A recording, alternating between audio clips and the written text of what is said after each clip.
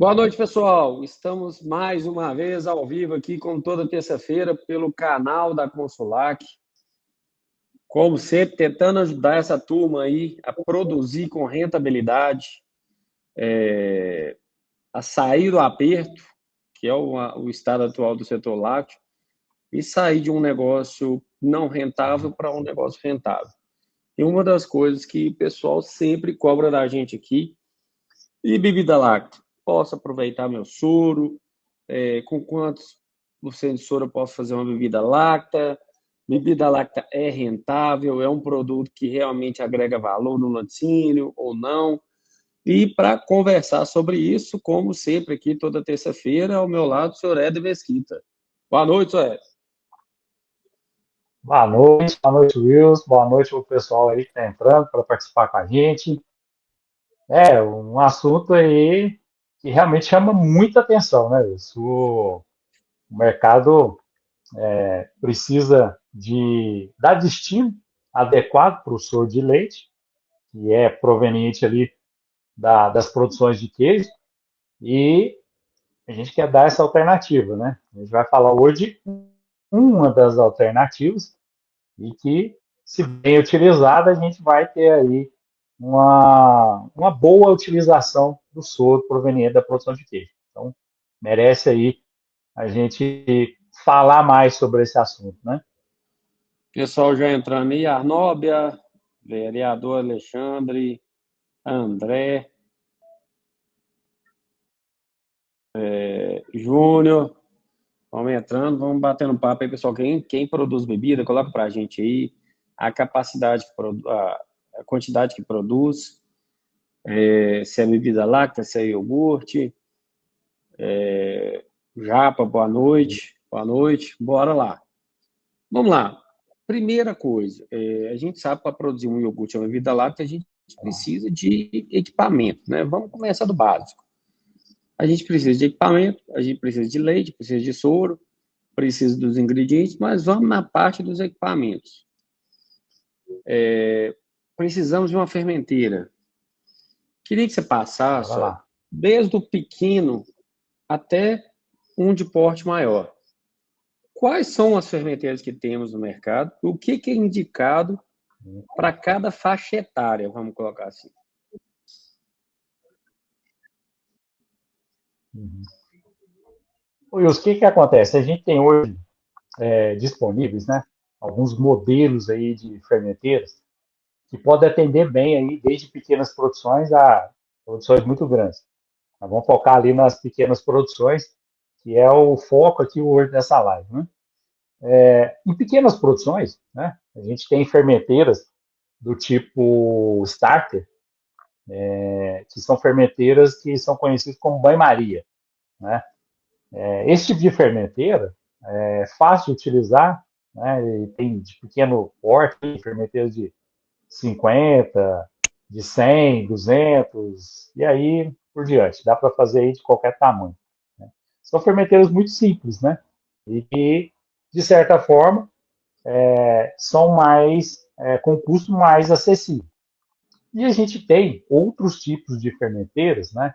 Já com camisa dupla, né? Que aí já são as fermenteiras do tipo Half Piper, por exemplo, que tem ali uma serpentina em volta da camisa dupla, que faz o aquecimento, o esfriamento, né? E esse aquecimento, por exemplo, ele pode ser feito por, por uma produção de vapor, ou a gás, ou elétrico, né? Então, uma fermenteira de camisa dupla já tem essas possibilidades, né?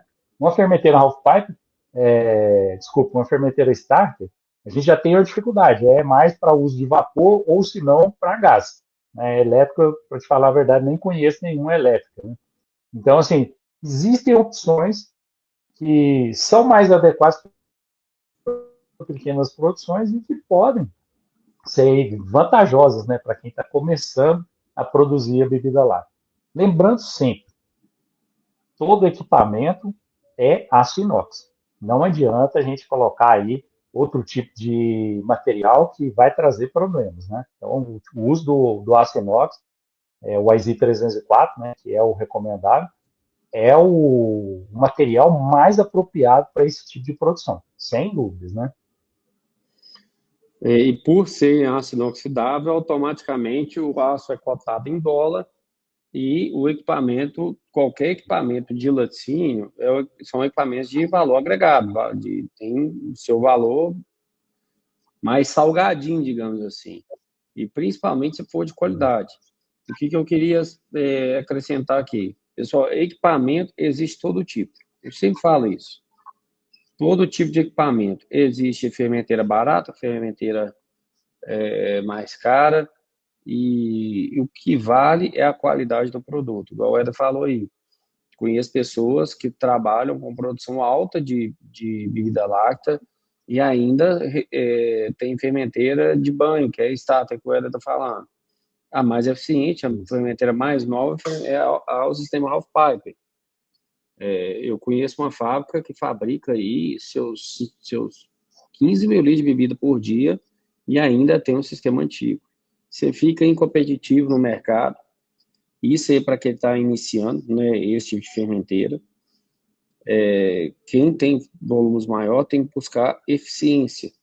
A live aqui é bem voltada para o pequeno, mas eu estou citando esse exemplo porque é uma fábrica de um cliente que eu já cobro sempre dele, cara, troca essas fermenteiras, isso aí tá te dando muito prejuízo, tá gastando muito vapor e tal.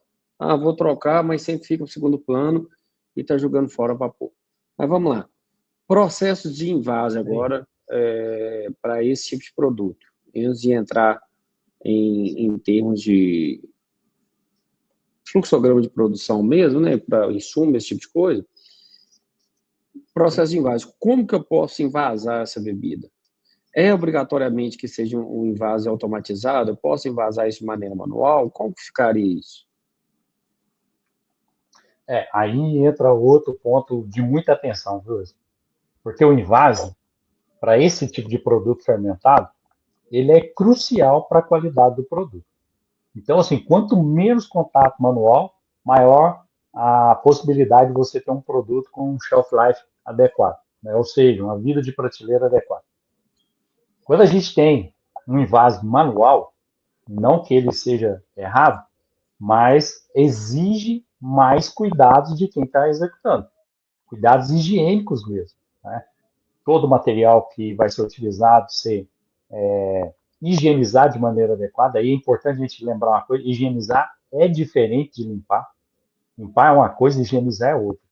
Higienizar é você alinhar processo de limpeza mais sanitização.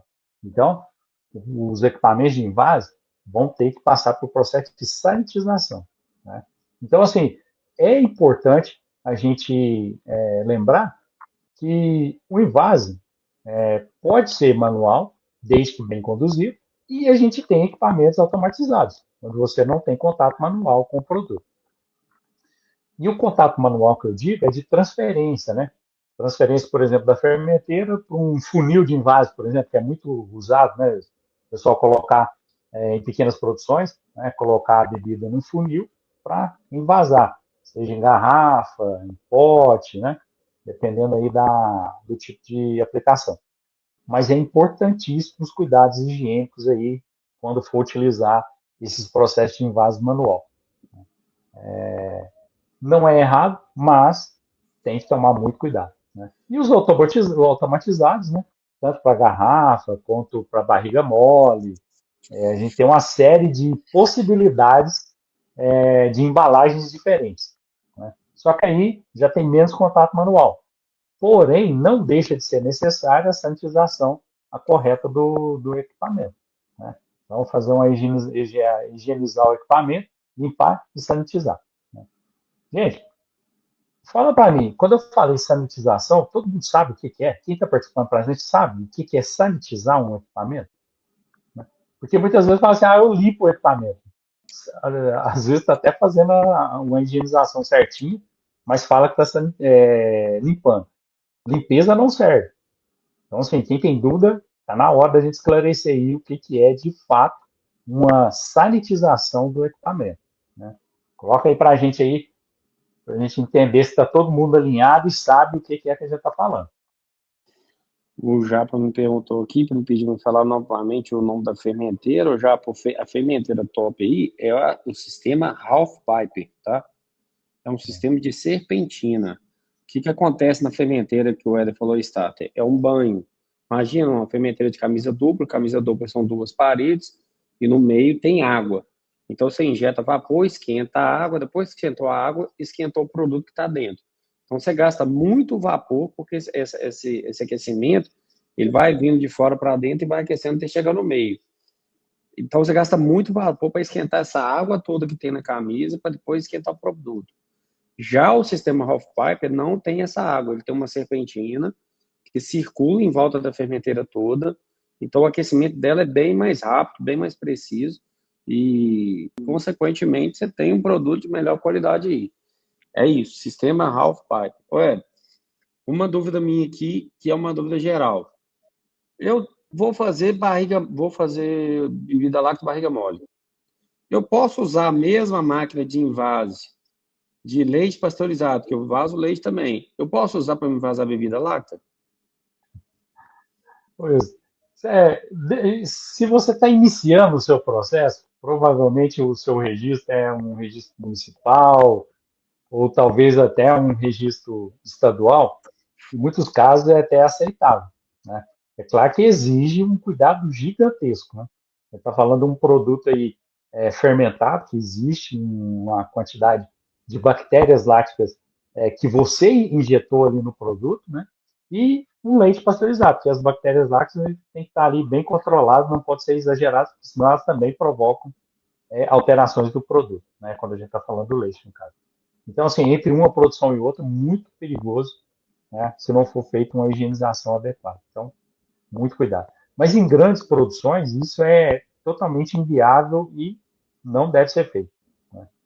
Essa mistura de processos vai prejudicar bastante o seu invase. O ideal é você ter seu equipamento de invase de bebida láctea, seu equipamento de invase de leite pasteurizado. É claro que pequenas produções, você ainda consegue utilizar o mesmo equipamento, e por alguns motivos, né?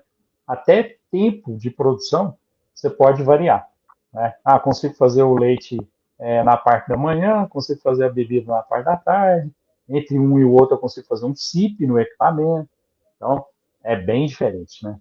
Em grandes produções você já não tem essa oportunidade. O base é por longos períodos naquele mesmo produto, então é mais complicado, né? Mas não é A um indicado, não. queijaria da Nildes. É necessário fazer sanitização no pasteurizador? Ela faz pasteurização lenta.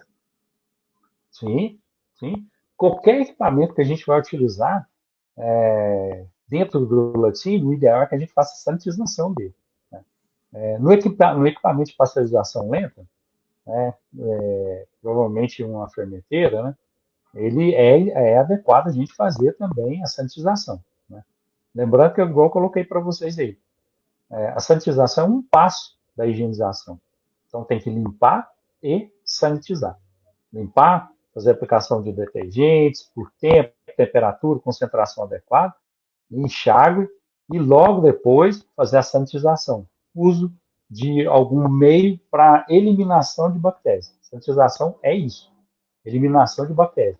Seja por aplicação de produtos químicos, por temperatura, né, por radiação, todos esses são métodos de sanitização que podem ser aplicados. Normalmente, nesse tipo de equipamento, a gente faz sanitização com produtos químicos, né? Por exemplo, uma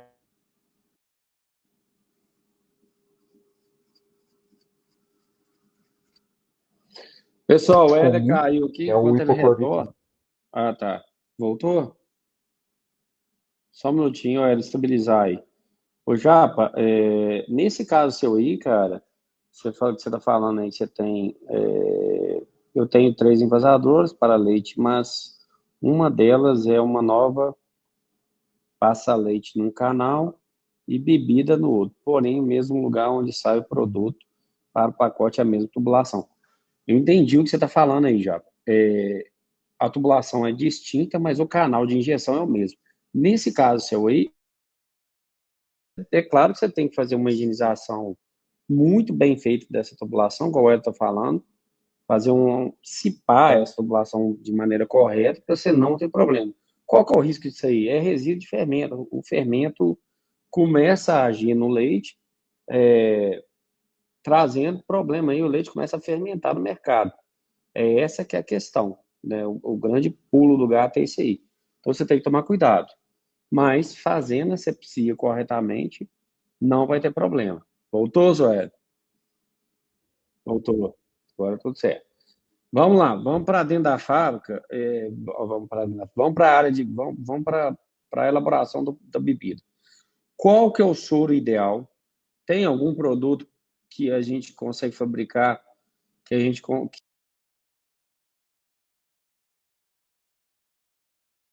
para bebida? Vamos por parte, vamos começar por aí. Bom, o que acontece? Soro para produção de bebida. Ele tem algumas análises que a gente deve atender para que a gente tenha um resultado adequado com a bebida. Por exemplo, acidez, importantíssimo no soro. No máximo 12 graus Dornier. E não adianta o pessoal falar assim, dá para fazer com soro com 13, eu reduzo ele e vou fazer. Já começou errado. O soro é limite 12 graus Dornier. Se você quer um produto de qualidade, limite 12 graus Dornier. Não dá para ser diferente disso. Né? E aí entra aquela situação. Quais os soros que eu vou obter que vai me dar uma possibilidade de ter essa característica de acidez mais adequada? Vai depender do seu leite. Então, assim, o queijo, na maioria das vezes, você vai ter ali acidez no soro de 2/3 do leite que foi utilizado. Então, se o seu leite já foi utilizado com acidez muito elevada, o seu soro vai sair com acidez elevada. Né? E em alguns processos, né, onde se utiliza, por exemplo, soro fermento, aí você tem mais problema ainda, né? Porque você está acidificando bastante o meio e depois vai usar o soro. Então, é complicado. E eu falo isso, é muito comum para quem faz queijo, por exemplo, parmesão, usando soro fermento. Né? O pessoal tem uma técnica de produção de acidificar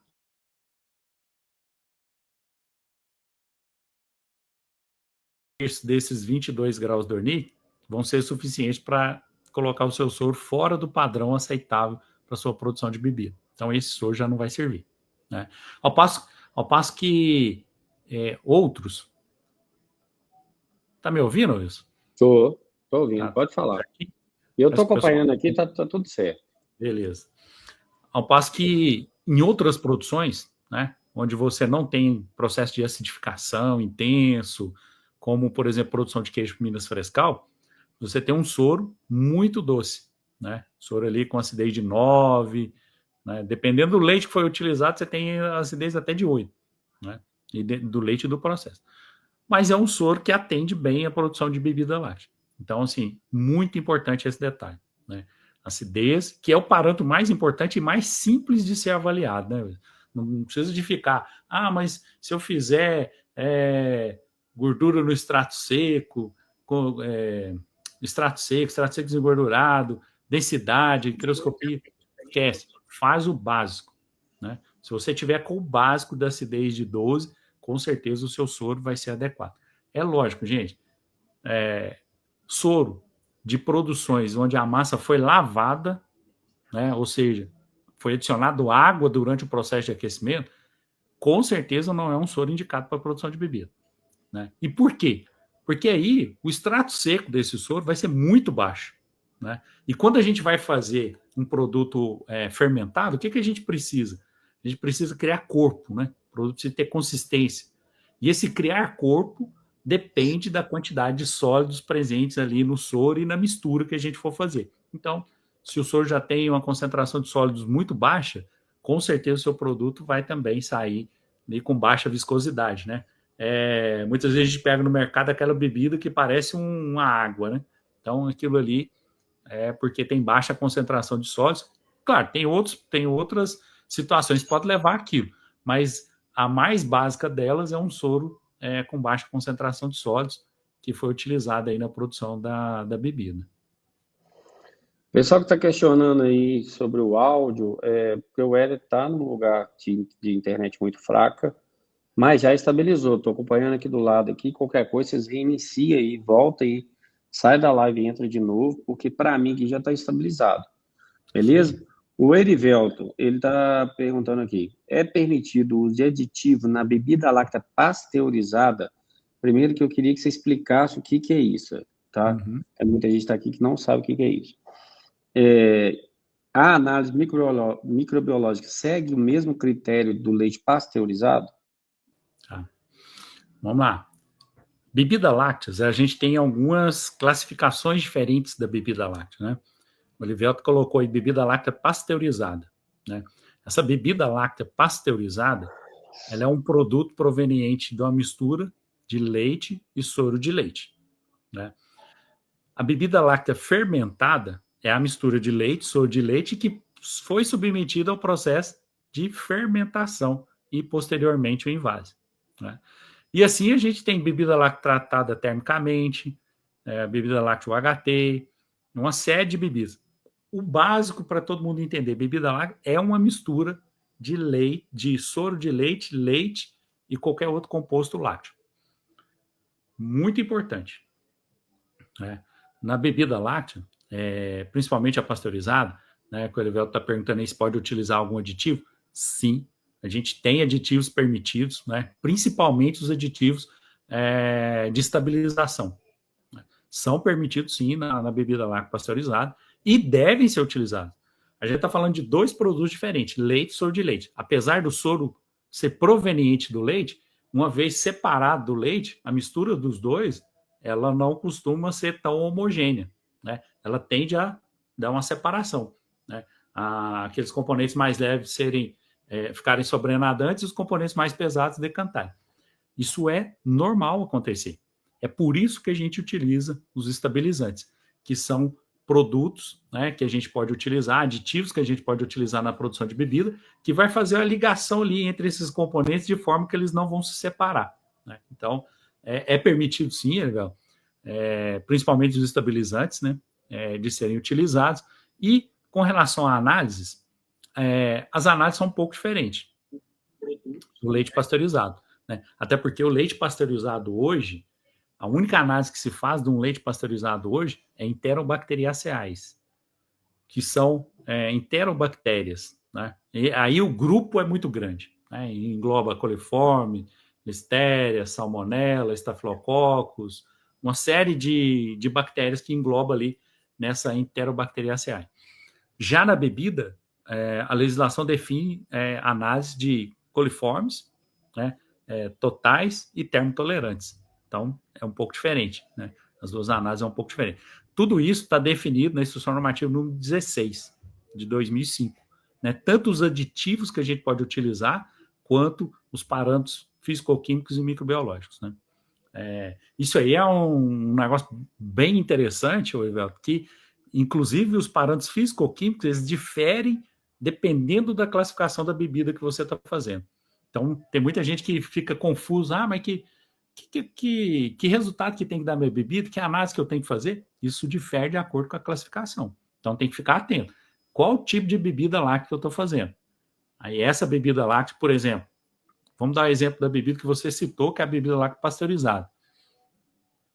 Desde que ela não seja saborizada, né, com algum sabor diferente, e ela seja uma bebida simplesmente e puramente leite e soro de leite, o que vai acontecer? Os seus parâmetros de análise têm que ter matéria gorda mínima de 2% e teor de proteína de no mínimo 1,7%. Né? Ao passo que uma bebida láctea fermentada, com adições, ela tem como parâmetro físico-químico apenas proteína, 1% no mínimo. Então, assim, é bem diferente, né? Então, a gente tem que entender qual a classificação da bebida que a gente está produzindo para não cair nesse engano e ter problemas. E isso, Wilson, olha que interessante, isso impacta, inclusive, no que eu posso utilizar. Tem gente que faz assim, mas quanto de soro que eu posso usar na bebida? Né? Qual bebida que você vai fazer? Porque aí vai limitar, são os parâmetros físico-químicos que a legislação define para a bebida. né? Numa bebida que você pode utilizar, que você tem que ter no mínimo 1,7% de gordura, não adianta você falar que vai usar 80% de soro, que ela nunca vai dar 1,7% de proteína. Então, tá vendo que é limitante? É isso que a gente precisa de entender. Qual tipo de classificação que a bebida que eu vou produzir tem, para me entender o que eu posso conseguir fazer com ela. Então, o que determina a quantidade de soro que você vai usar é a proteína láctea. Basicamente, proteína e teor de gordura também, né? Pessoal, para quem desconhece aí, é permitido a venda dessa bebida que o Ela está falando, que é a mistura de leite com soro não fermentada. Tem muita gente que fala assim comigo, aquele leite lá do mercado e tal, o cara vende barato assim porque ele põe soro no leite. Na verdade, esse produto existe. Esses dias, me ligou um dono de um laticínio, ele tá assim, cara, descobriu um negócio assim, que eu acho que esse trem vai me fazer ganhar dinheiro demais. Eu falei, o que foi? Uai, eu coloquei 30% de soro no leite e misturei, ficou praticamente igual, cara. E aí, se eu vender isso como leite, cara, eu vou vender bem mais barato e ainda vou conseguir ter muita margem. Eu falei, cara, esse produto que você está falando, ele existe. Não é uma invenção sua, não. Ele Só se não é chama leite, né? ele chama bebida pasteurizada. Você tem que rotular com bebida pasteurizada. Você não pode rotular com leite, porque leite é leite. É isso Bebida aí. pasteurizada é outra coisa. Eu estou citando isso porque ele trouxe para mim isso como se fosse uma Inventou a novidade roda. no mercado. Inventou a roda. Não, agora eu vou ganhar dinheiro. Então, assim, eu tive que jogar um balde de água fria nele e passar para ele que o produto existe. Mas vamos lá, vamos para dentro do negócio. Vamos nos insumos principais. Fermento. Qual Isso. fermento, qual tipo de fermento mais utilizado aí para a fabricação de bebida láctea? Como que eu faço para ter uma bebida de qualidade e usar um fermento que seja satisfatório? Sim, sim. O que acontece? Na bebida láctea fermentada, né? Ingrediente obrigatório, cultura láctea. Né? Cultura láctea é um fermento. Né? A gente tem disponível no mercado muitas opções de fermento. Muitas, muitas, muitas. Né? Só que Muitas porcaria e poucas opções boas. basicamente são as mesmas bactérias. Porém, assim, o que difere de uma para outra, né? É a tecnologia aplicada para obter aquele produto. Pode ter certeza disso. Né? Que se você pegar um rótulo de um fermento A, do B, do C, do D, a composição ali das cepas de bactérias ali é basicamente a mesma. Né? Agora, gente, isso aí é claro para todo mundo. Tem empresas e empresas, né? A gente tem qualidades e qualidades diferentes. Então, assim, te garanto, tem empresa aí que você vai ver a mesma lista de cepas de bactérias do fermento e na hora de aplicar você vai ver que não existe aquele resultado que você espera. Né? Então, assim, muito importante buscar marcas de fermentos consolidadas, né? Fermento, pessoal, é dos produtos mais baratos quando a gente vai fazer o custo custo do fermento por quilo de produto acabado. Ele é um dos ingredientes mais baratos que tem. Então, assim, só que ele te dá um resultado nos fermentados, nos queijos, é um resultado muito importante. Se a sua bebida láctea não tem um sabor adequado, e sabor que eu falo, não é o sabor produzido por um aroma, um corante, não é esse tipo de sabor que eu estou falando, é o sabor lático, especificamente produzido por bactérias láticas que vão dar aquela tonalidade láctea ali para a bebida. Né? Isso faz toda a diferença. Então é importante utilizar produtos de boa qualidade para que você não tenha resultados aí duvidosos, né? E tem outra coisa, Luiz, que o pessoal às vezes esquece. O fermento hoje, a tecnologia de produção de fermentos hoje é tão grande que você consegue utilizar um fermento que tem, por exemplo, baixa pós-acidificação. O que significa isso? Significa que depois que seu produto chegou num pH ideal ali, que você quebrou e vazou, as bactérias estão ali, gente, elas vão continuar desenvolvendo. Só que esse tipo de fermento, o desenvolvimento dessas bactérias láticas, que foi a do fermento que você colocou, ele é reduzido.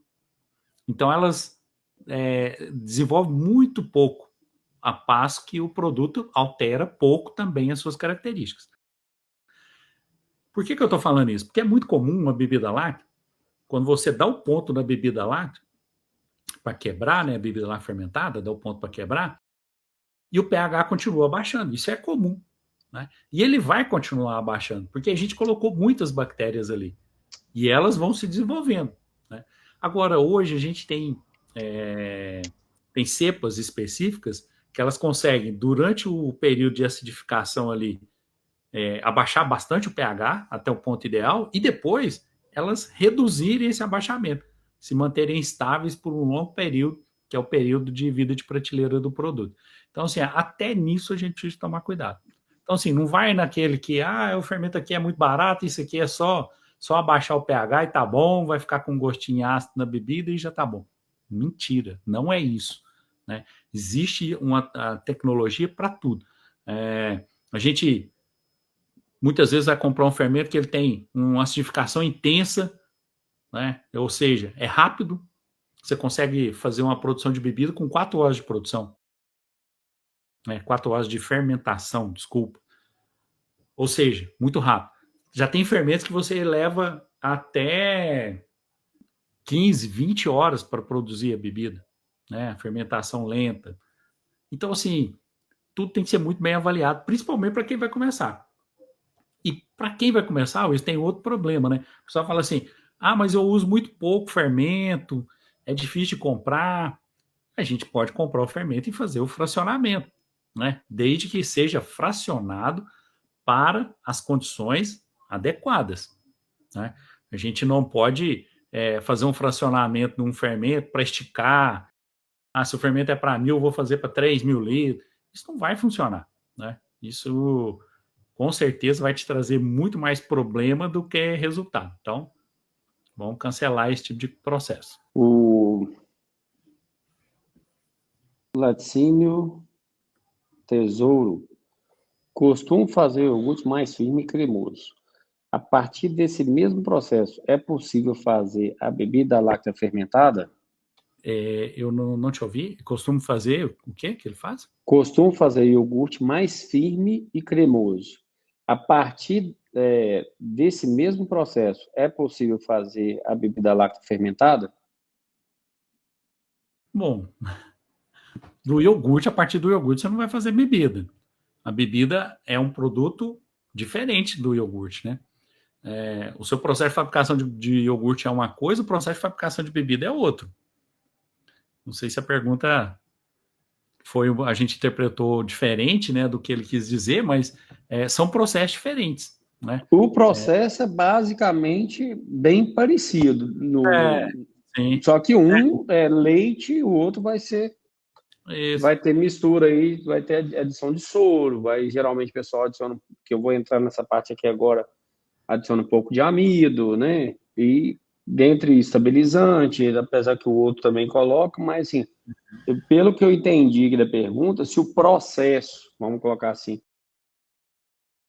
depois da mistura leite e soro, se é o mesmo, praticamente, né?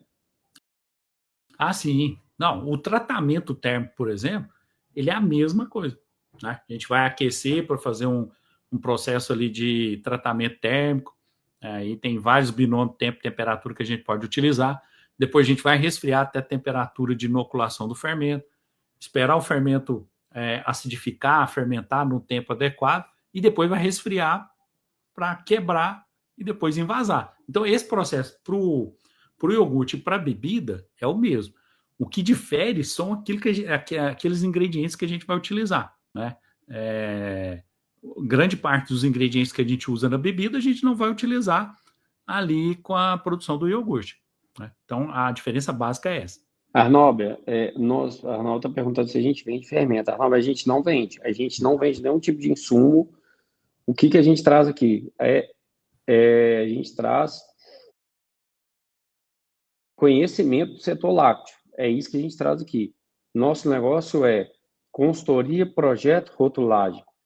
Basicamente isso. A gente não tem parceria com nenhuma empresa. Isso, a gente é livre de qualquer empresa, até para a gente não poder, até para a gente poder indicar para vocês o que a gente acha que funciona.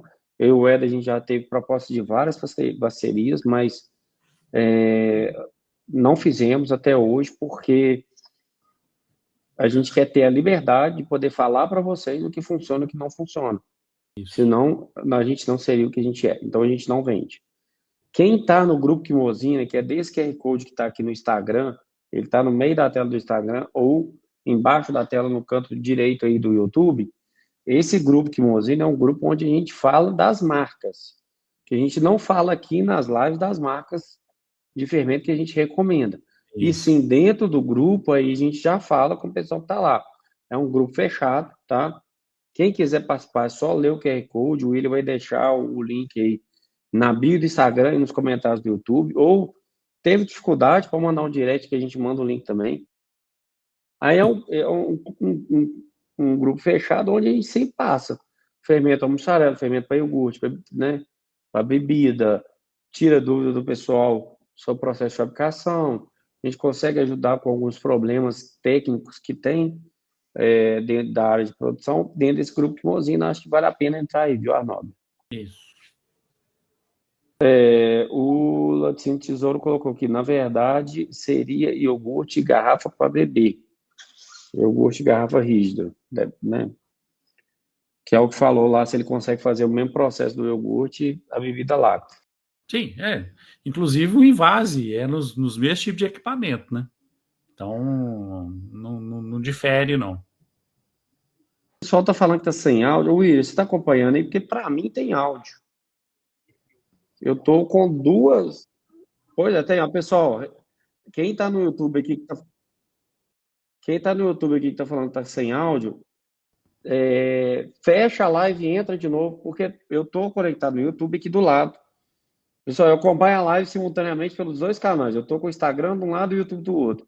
Para mim, funcionando normalmente, tá? Recarregue aí, reinicia a live aí, que é problema na transmissão de vocês aí.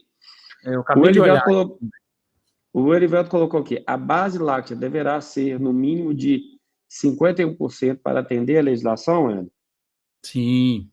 Erivelto, você falou de um ponto que gera dúvida para todo mundo e talvez assim uma dúvida que custe a viabilidade da bebida. Quando a legislação cita base láctea de 51% no mínimo, ela não diz leite 51%.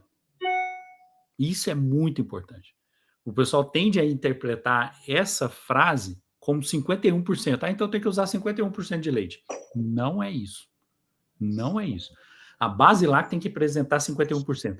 Base láctea é leite, soro de leite, leite em pó, soro em pó, gordura, né, manteiga, qualquer coisa de origem láctea vai entrar nesse cálculo de base láctea.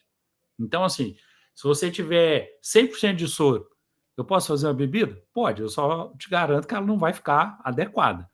Mas não é pelo volume de leite que você coloca que está definido esse 51% de base láctea. É base láctea total. Né? Tudo que você usa de origem láctea. Não pode ser menor do que 51%. Né? Então, assim, aí tem pessoal que fala assim, não, eu não vou usar soro, então eu vou colocar só leite e água. Dá para fazer uma bebida? Não. Né? Você vai ter que usar muito leite. Né? Você vai ter que usar mais de 51% de leite e diluir em água para fazer uma bebida. Não é viável. Né? Então, assim, o soro faz parte da base láctea. Então, fica tranquilo que não é essa proporção. Eu tenho que usar 51% de leite e 49% de soro. Não é isso o cálculo, tá? Pode ficar tranquilo. Base láctea é o conteúdo total de produtos de origem. O Japa pergunta aqui. Deixa eu voltar aqui na pergunta dele. Exemplo do Éder, que o fermento é um dos menores custos, tanto nos fermentados. consegue me ajudar sobre o que ocorre com e sem fermento, tanto nos fermentados quanto nos queijos? Sabemos sobre o rendimento e tal, mas o conjunto geral sobre não usar fermentos. Eu acho que ele está falando mais sobre queijo, É assim, e tem que ser, porque bebida sem fermento não vai funcionar, né? A bebida, você não vai ter o resultado esperado. E por que não vai ter resultado esperado? Se você vai fazer uma bebida láctea de boa qualidade, você vai fazer um tratamento térmico, certo? Tratamento térmico, a gente tem binômios, por exemplo, de temperatura 85 graus por 5 minutos. Qual que é o objetivo disso? Eliminar a flora bacteriana da mistura leite-soro. Leite-soro e os ingredientes, né? Açúcar, amido, estabilizante. O que vai acontecer? Se você eliminou a flora bacteriana, como que ela vai coagular? Né? Como que ela vai fermentar? Como que vai produzir acidez? Não vai produzir, porque você matou toda a flora. Ah, mas então como que fermenta? Porque a gente adicionou fermento. Bactérias que vão, a partir daquele ponto, proliferar ali naquela mistura sozinhas, só as que você quer. Então aí vai fermentar. Agora, é diferente numa produção de queijo. Por quê? Porque numa produção de queijo, se a pessoa fala assim, eu não uso fermento, mas eu consigo fazer queijo. Eu concordo. Você consegue fazer queijo. E normalmente queijos artesanais, né, de queijarias artesanais, ele só utiliza o soro fermento, que é bactéria láctica própria daquela região ali, né, do leite daquela região. Então essas bactérias vão produzir acidez porque elas estão presentes. E você não vai fazer um tratamento térmico para eliminar elas. Muitas vezes é feito até de leite cru, né? Ou seja, elas estão presentes ali, né? Então é essa a diferença, né? No caso da bebida, não tem como, porque realmente ela não vai coagular, não vai apresentar ali a textura adequada. Muitas vezes, eu já vi o pessoal até em erro, né? O pessoal chega, a bebida já tem 20 horas e não coagulou ainda. E era para ser rápido, 4 horas. Tem 20 horas e não coagulou ainda. Eu falei assim, gente, dá uma olhada. Isso é impossível. Se você colocou fermento, é impossível de acontecer. Aí o pessoal depois me ligou e falou assim, o operador confessou aqui que não colocou o fermento, não. Esqueceu de colocar o fermento. Não coagula. Vai ficar ali aquele leite ali, né? Aquela mistura ali, mas não coagula, né? Então, é importante essa situação. No caso da bebida, não tem como. No queijo, vai ser possível, justamente porque a gente não vai fazer um tratamento térmico para eliminar bactérias, né? Então, vai ser possível. E os defeitos, cara, os principais defeitos aí da bebida láctea, principalmente a questão de dissorar. Uhum. Vamos comentar um pouco aqui, que é um defeito muito comum, que várias pessoas sofrem com isso e difícil de resolver. E, na verdade, assim, a gente até comentou isso lá no início da live, quando a gente comentou, assim, sobre a mistura, né? Leite e soro. Por mais que o soro seja oriundo da produção de queijo, que veio do leite, os dois não têm essa mistura tão homogênea assim. Eles misturam, mas não é tão homogêneo assim. Se a gente pudesse ver microscopicamente o que acontece, a gente ia entender que os dois ficam quase que separados. Aí entra a necessidade da gente estabilizar essa mistura. Estabilizar essa mistura é fazer com que ela continue coesa, continue ali homogênea, né? Misturada ali, sem separar. Esse processo que você está falando, que é a da separação da bebida, ele acontece quando a gente não tem essa estabilização adequada. E essa estabilização, ela depende de produtos, né? Aditivos que a gente pode utilizar, que são os estabilizantes, né? Aí a gente tem uma série de estabilizantes que a gente pode utilizar, a gente tem uma série de espessantes, né? Que também auxiliam nessa coesão e proporcionam mais corpo, né? São todos aditivos permitidos, né? Tanto estabilizantes quanto espessantes, né? Então, hoje a gente costuma ter até um blend, né, de estabilizante, de espessante, tudo junto. Eu não gosto, né? E isso é uma questão pessoal e eu não gosto por quê? Porque muitas vezes você não precisa de corpo, você precisa de estabilizar. Só que aí o seu blend vai fazer as duas coisas. Então, assim, você precisa... a melhor opção seria você ter um estabilizante separado do seu espessante e você adicioná-lo de acordo com a necessidade, né? Porque às vezes você precisa melhorar a estabilização, aí coloca um blend, mas melhora a estabilização, só que aumenta o corpo. Aí fica com a bebida, né, parecendo um gel. Né? Você vai virar assim no copo, ela tá parecendo um gel. Isso é péssimo. Né? Então, assim, por isso que é importante a gente ter os dois separados. Eu creio que é a melhor opção, a gente ter os dois separados. Mas esse problema da separação está muito relacionado com a estabilização e também com o tratamento térmico, muitas vezes muito agressivo. Né? Às vezes o pessoal fala assim, eu deixo 90 graus por 20 minutos. É muito. Né? Você começa a desestabilizar, principalmente sobre proteínas. Então, isso causa, né, uma separação dos produtos, mesmo utilizando os estabilizantes. Então, tem algumas causas que precisam ser tratadas e duas das mais importantes é a estabilização com o uso de produtos mesmo estabilizantes e o tratamento térmico, né, muito rigoroso, que pode provocar essa separação também. É isso, a Nova coloca aqui, compra bactérias para iogurte e para bebida de uma empresa já fracionado. Segundo ela, ótimas bactérias. Ótimo. É o que eu falei, tem muitas opções no mercado, isso aí tem, com certeza, opções interessantes. Pessoal, nós vamos ficando por aqui, né? Foi mais uma live aqui pela Consulac. Gostou do tema, gostou do assunto? Manda para a gente aqui no direct. Eu vou pedir até o William para abrir uma caixinha de pergunta depois. O que faltou dessa live? O que você queria que tivesse falado? E para a gente retornar aí brevemente com esse tema também, que é um produto muito fabricado, embora a grande maioria está voltado para o mundo dos queijos, mas é um produto muito fabricado e tem sim muito problema. O pessoal tem problema de corpo. Essa semana mesmo eu recebi um comentário de uma pessoa que trabalha com leite de cabra e o produto não pega corpo, não está dando corpo. Usa só leite, não é bebida, é iogurte, mas o produto não pega corpo de jeito nenhum. O que pode ser isso para finalizar? E essa de corpo, né? Tem algumas causas, muitas vezes, que o pessoal ignora. Né? Quando a gente fala de corpo, a primeira coisa que a pessoa vai falar, tem que usar mais espessante, ou seja, mais amido, goma, gelatina, né?